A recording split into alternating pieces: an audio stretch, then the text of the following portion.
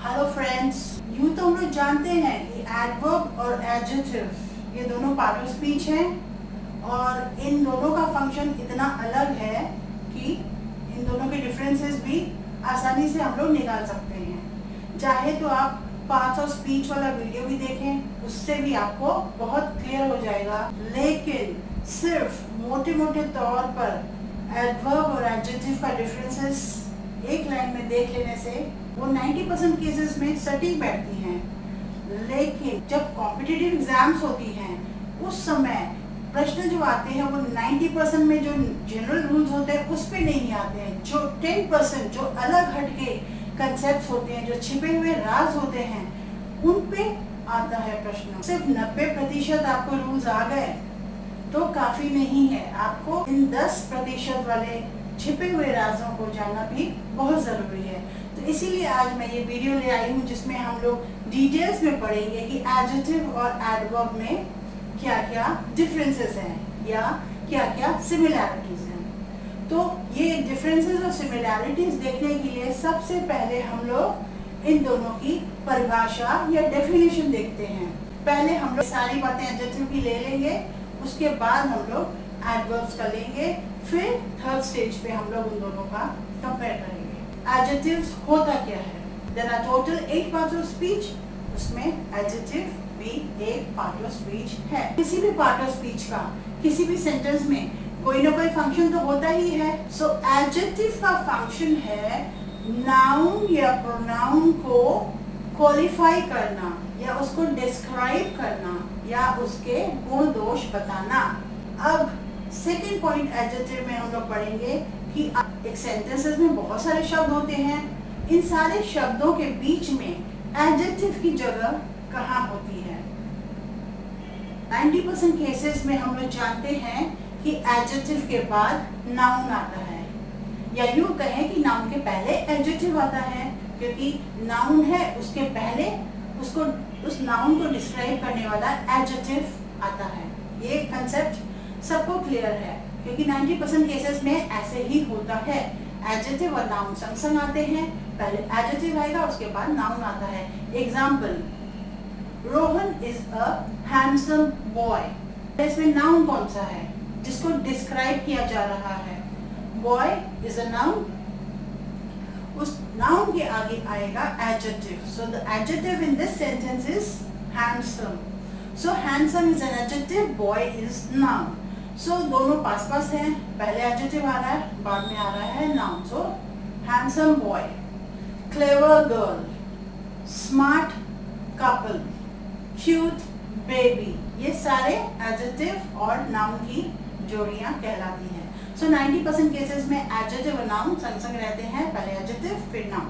अब एक दूसरा केस जहाँ पे एडजेक्टिव देखने को मिलता है लेकिन वो नाउन के साथ साथ नहीं रहता, तो रहता कहाँ है? एडजेक्टिव पूरे सेंटेंस में वर्ब के बाद रहता है। वर्ब के बाद, ये तो नई बात सुन रहे हैं, एक्सेप्शंस है यहाँ पे भी। जब हम लोग कह रहे हैं वर्ब के बाद एडजेक्टिव, तो वर्ब्स कई तरह के होते हैं। तो यहाँ पे we are just talking about linking verbs and sense verbs और सेंसरी वर्ब्स। ये दो तरह के वर्ब्स, लिंकिंग वर्ब्स और सेंसरी वर्ब्स। जब भी ये दोनों वर्ब्स होते हैं सेंटेंस में, लिंकिंग वर्ब्स या सेंसरी वर्ब्स, उसके बाद वाला जो डिस्क्राइबिंग वर्ड आता है, नाउन या प्रोनाउन को डिस्क्राइब कर रहा है, अगर वो वर्ब आता है तब वो वर्ड एडजेक्टिव होता है। यानी कि किसी भी लिंकिंग वर्ब के बाद एडजेक्टिव आएगा, किसी भी सेंसरी वर्ब के बाद भी एडजेक्टिव आ सकता है। अब प्रश्न ये उठता है कि लिंकिंग वर्ब या सेंस वर्ब्स होते क्या हैं? Linking verb means it links the subject यानी कि नाउन या प्रोनाउन टू द प्रेडिकेट। तो लिंकिंग वर्ब्स होते कौन से हैं? मूल तौर पे आप समझ लीजिए, is, am, are, was, were, has, had. अब लिंकिंग वर्ड्स के बाद एडजेक्टिव कैसे आता है देखते हैं। Sheela was furious with her business partner. तो शीला वॉज है लिंकिंग वर्ड जो लिंक कर रहा है शीला को, और उसके बाद वाला सेंटेंस जिसको हम लोग प्रेडिकेट कह रहे हैं वर्ब के बाद जितना भी सेंटेंस वो प्रेडिकेट कहलाता है। तो was, उसके बाद जो भी डिस्क्राइबिंग वर्ड फ्यूरियस, फ्यूरियस माने बहुत गुस्सा। शीला अपने बिजनेस पार्टनर से बहुत गुस्सा है, तो वो जो वर्ड है गुस्सा, वो भी डिस्क्राइब कर रहा है कि शीला कैसी है, वो गुस्से में है। तो was है लिंकिंग वर्ब, उसके बाद वाला जो वर्ड आएगा वो है एडजेक्टिव। इसी तरह दूसरा example, the cat's tail is long, तो यहाँ पे वर्ब कौन सा है, इज, ये भी लिंकिंग वर्ब है। तो उसके बाद वाला जो वर्ड है लॉन्ग, जो कि डिस्क्राइब कर रहा है, डिस्क्राइबिंग वर्ड है, वो भी adjective. Third sentence, the Rockstar was wild, Rockstar था वाइल्ड, तो was इज लिंकिंग वर्ड, उसके बाद वाला वर्ड जो डिस्क्राइबिंग वर्ड है वो है वाइल्ड, वो हो जाएगा एडजेक्टिव। तो यहाँ पे आप इन तीनों एग्जांपल्स में हम लोगों ने देखा कि एडजेक्टिव वो नाउन के साथ नहीं है, अलग है, क्योंकि वो लिंकिंग वर्ड के बाद आ रहा है। इन तीनों सेंटेंसेस में नाउन पहले आता है और बाद में आ रहा है, और उन दोनों के बीच में कौन है, लिंकिंग वर्ब। सो उसी तरह we have something called sense verbs या सेंसरी वर्ब्स। सेंस वर्ब्स क्या होते हैं, जैसे कि हम लोग जानते हैं कि वी हैव 5 सेंस ऑर्गन्स, उन्हीं 5 सेंस ऑर्गन्स से जो भी एक्टिविटीज होती हैं वो सब सेंसरी वर्ब्स कहलाते हैं। जैसे आईज है, उससे रिलेटेड कौन से वर्ब्स आएंगे, सीम, लुक, ये सारे वर्ब्स।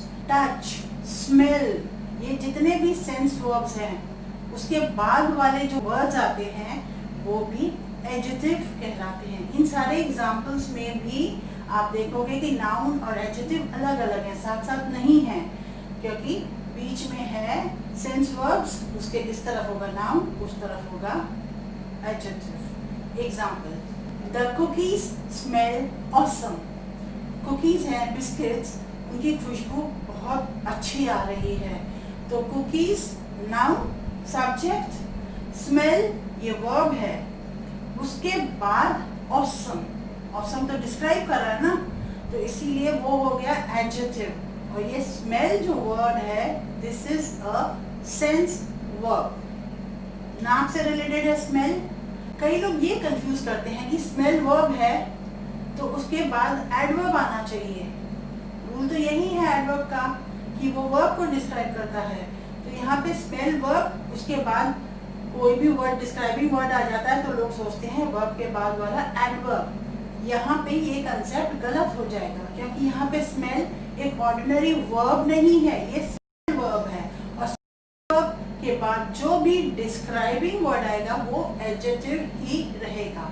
तो ये सारे सेंस वर्ब्स कौन से हैं, फील, टच, लुक, स्मेल, सीम। एक और एग्जांपल देखते हैं, this shirt looks great on you, यह शर्ट तुम पर बहुत अच्छी लग रही है। सो लुक्स ग्रेट, लुक्स माने दिख रही है वर्ब, उसके बाद वाला वर्ड डिस्क्राइबिंग वर्ड है ग्रेट, लोग समझते हैं कि लुक्स वर्ब, उसके बाद एडवर्ब आएगा। No, this is wrong. Looks is a sense verb, और सेंस वर्ब के बाद हमेशा आएगा adjective. So looks is a sense verb, great is an adjective. So adjective verbs के बाद भी आता है, दो केसेस में, remember, one is linking verb के बाद भी एडजेक्टिव आएगा, सेकेंड केस में सेंस वर्ब्स के बाद भी एडजेक्टिव आता है। सो दो प्लेसेस हम लोगों ने देखी कि एडजेक्टिव्स कहाँ आते हैं, एक तो नाउन के पहले और यहाँ पे लिंकिंग वर्ब के बाद, सेंस वर्ब्स के बाद। अब हम और एक तरह के एडजेक्टिव्स देखेंगे, ऐसे एडजेक्टिव जो वर्ब से बनते हैं, adjectives made from verbs, verb से बनाए गए एडजेक्टिव्स। कौन से वर्ब्स, वर्ब का प्रेजेंट पार्टिसिपल और वर्ब का पास्ट पार्टिसिपल, इन दोनों से भी एडजेक्टिव बनाए जाते हैं। अब देखते हैं कैसे कैसे एडजेक्टिव इनसे बनते हैं। प्रेजेंट पार्टिसिपल ऑफ वर्ब, ये कैसे वर्ब्स होते हैं जिसके एंड में ing, वो वाले verbs, those verbs of the present participle that end in ing, they are also regarded as adjectives. Let's take an example. The smiling baby was very cute. यहाँ पे क्या है, smiling baby। पहले तो आप खोज लीजिए ing वाले वर्ड्स, smiling ही है एक वर्ब जो ing है, स्माइल तो है एक वर्ब, लेकिन यहाँ पे वर्ब का ing है, so this is an adjective here. So smiling baby, कैसा बेबी? हंसने वाला baby. So smiling is an adjective here. It is made from the present participle of verb. तो ध्यान रखिएगा, ing वाले वर्ड से कंफ्यूज नहीं करिएगा। ing वाले वर्ड्स कुछ और भी कहलाते हैं जो हम लोग बाद में देखेंगे। फिलहाल यहाँ पे those verbs which end with ing and they are describing something, they are also adjectives. One more example. This is my new washing machine. So washing, this is made from verbs present participle, washing. So this is an adjective here. So washing machine, adjective and noun. Clear? Now the next type of adjective formed from the past participle of verbs is those words that end with ed. ऐसे शब्द जिनके अंत में ed होता है वो भी adjective कहलाते हैं। I gave my friend an engraved watch. Engraved, ed, engraved. Engraved is the word which ends with ed. It is formed from the past participle of verb. It is describing the noun watch. So this verb engraved, ये भी एक adjective है। So ये सारे adjectives के types हैं। इन सारे adjectives के types आप याद रखोगे तो किसी भी sentence में कोई भी adjective आ जाएगा, आप आराम से पहचान लोगे कि adjectives कौन से हैं। noun के बाद adjective आएगा, linking verb के बाद, sense verb के बाद, या फिर ing और ed वाले verbs जो किसी नाउन को डिस्क्राइब करते हैं। सो ऐसे आप एडजेक्टिव से क्लियर हो पाएगा। Next we come to adverbs. Adverbs होते क्या हैं? ये भी पार्ट ऑफ स्पीच ही होते हैं। किसी सेंटेंस में इनका क्या काम है? एडजेक्टिव की तरह एडवर्ब्स भी डिस्क्राइब करते हैं। किसको डिस्क्राइब करते हैं? चार लोगों को। एडवर्ब्स डिस्क्राइब सबसे पहले वर्ब को डिस्क्राइब करते हैं, दूसरे प्लेस में वो एडजेक्टिव को भी डिस्क्राइब कर सकते हैं, तीसरे प्लेस में वो किसी दूसरे एडवर्ब को भी डिस्क्राइब कर सकते हैं, चौथे प्लेस में वो बाकी के सेंटेंस को भी डिस्क्राइब कर सकते हैं। चारों का एक एक एग्जांपल लेते हैं।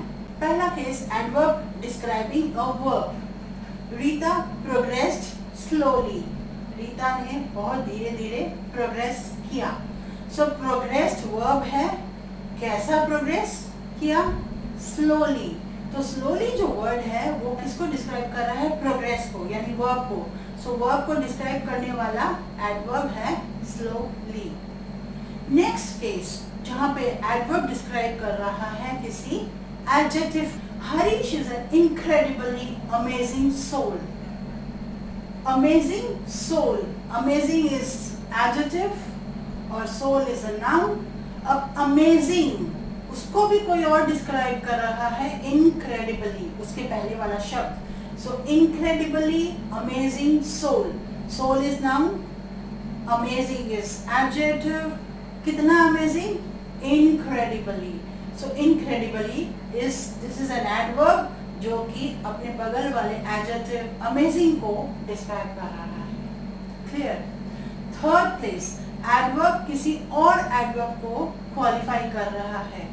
Example, my mother cooks really amazingly. So यहाँ पे किस चीज की बात हो रही है? कुक करने की, खाना बनाने की। कैसे खाना बनाती हैं? अमेजिंगली, माने बहुत अच्छे से खाना बनाती हैं। तो अमेजिंगली जो आखिरी में शब्द आ रहा है वो है एडवर्ब। उसके पहले वाला कौन सा वर्ड है? रियली।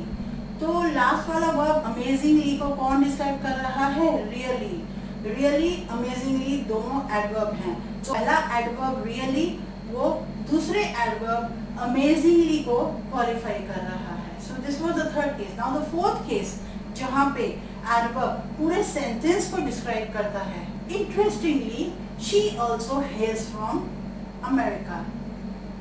इंटरेस्टिंगली ये एडवर्ब है, किसको डिस्क्राइब कर रहा है? बाकी के पूरे सेंटेंस को ये डिस्क्राइब कर रहा है। इंटरेस्टिंगली माने बहुत ही इंटरेस्ट की बात है कि वो भी अमेरिका से बिलोंग करता है। So this interestingly describe the whole of the sentence. So this is an adverb describing the whole of the sentence. Now let's see, मान लीजिए कोई सेंटेंस दे दिया, उसमें कोई एक वर्ड अंडरलाइन हो गया। अब पूछेंगे कि बताइए ये एडजेक्टिव है कि एडवर्ब। तो कैसे हम लोग पहचानें? सबसे पहला रूल आप यही देखिएगा कि वो जो भी वर्ड है वो किसको डिस्क्राइब कर रहा है, किसकी बड़ाई कर रहा है या किसकी बुराई कर रहा है। किसी नाउन या प्रोनाउन की बुराई करता हो तो सीधे सीधे वो एडजेक्टिव हो जाएगा। किसी वर्ब की, किसी एडजेक्टिव की या किसी दूसरे एडवर्ब की या पूरे सेंटेंस को डिस्क्राइब कर रहा हो तो वो एडवर्ब कहलाएगा। इस तरह आप डिफरेंशिएट कर सकते हो, बस ध्यान में रखिए कि वो किसको क्वालिफाई कर रहा है। Is that clear? अब हम लोग नेक्स्ट पॉइंट पे आते हैं। Can adjectives be changed to adverbs? क्या हम लोग एडजेक्टिव को एडवर्ब में चेंज कर सकते हैं? बिल्कुल कर सकते हैं। अगर कर सकते हैं तो कैसे कर सकते हैं? दो तरीके। पहला तरीका है एडजेक्टिव में आप एंड में ly लगा दीजिए, वो बन जाएगा एडवर्ब। 90% केसेस में यही हाल है। एग्जाम्पल देखिए, slow adverb, add an ly slowly, amazing amazingly, beautiful beautifully, smart smartly। तो इसमें हम लोगों ने देखा कि ly ऐड करने पे वो एडजेक्टिव बन जाएगा एडवर्ब।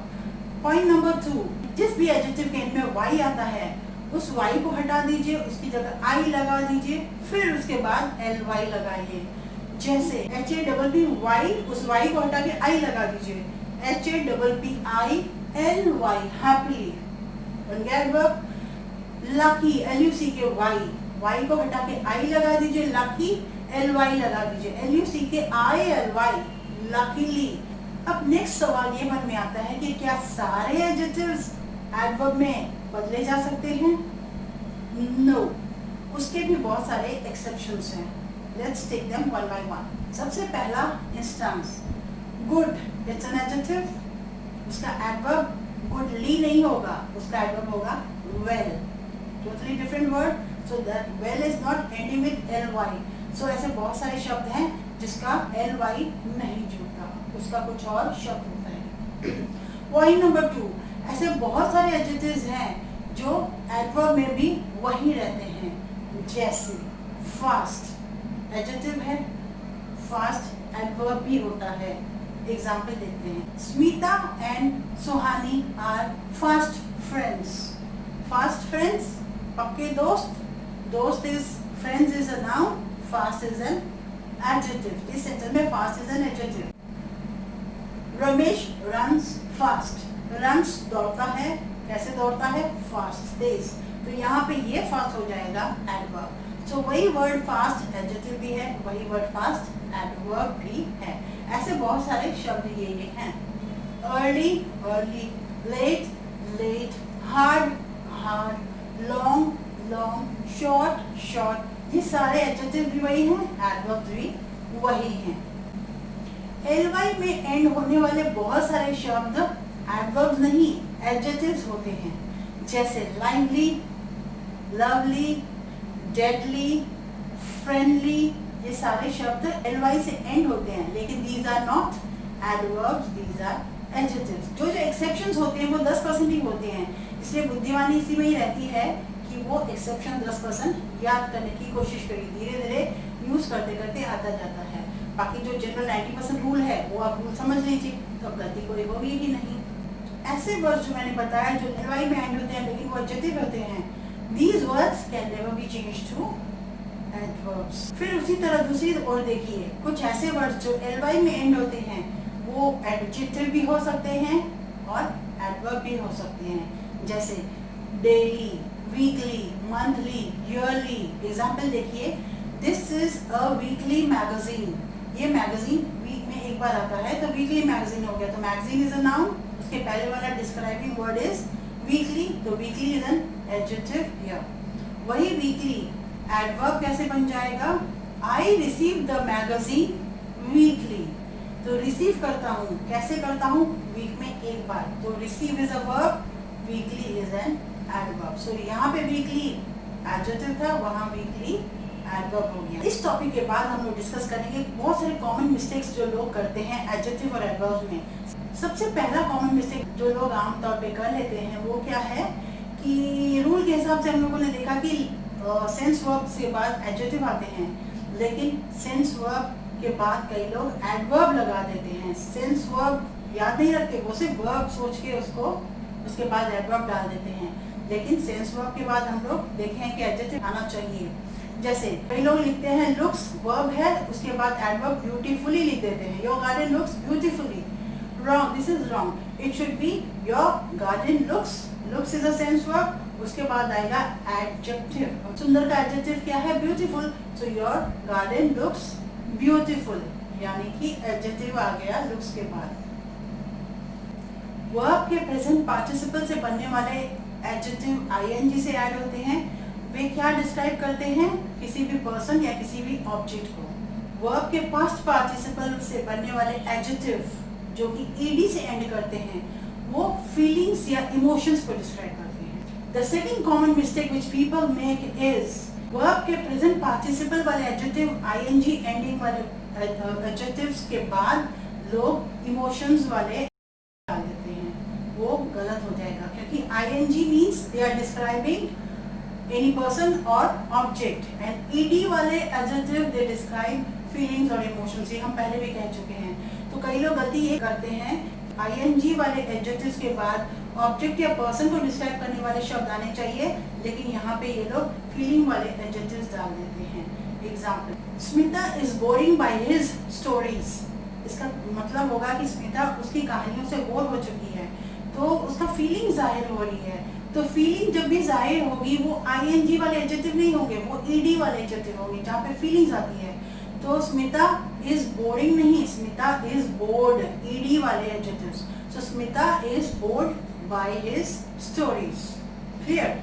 कॉमन वर्ब को डिस्क्राइब करने के लिए एडवर्ब डालना चाहिए, लेकिन कई लोग गलती ये करते हैं कि उस वर्ब को डिस्क्राइब करने के लिए एडजेक्टिव डाल देते हैं. Shailesh is a wonderful good singer.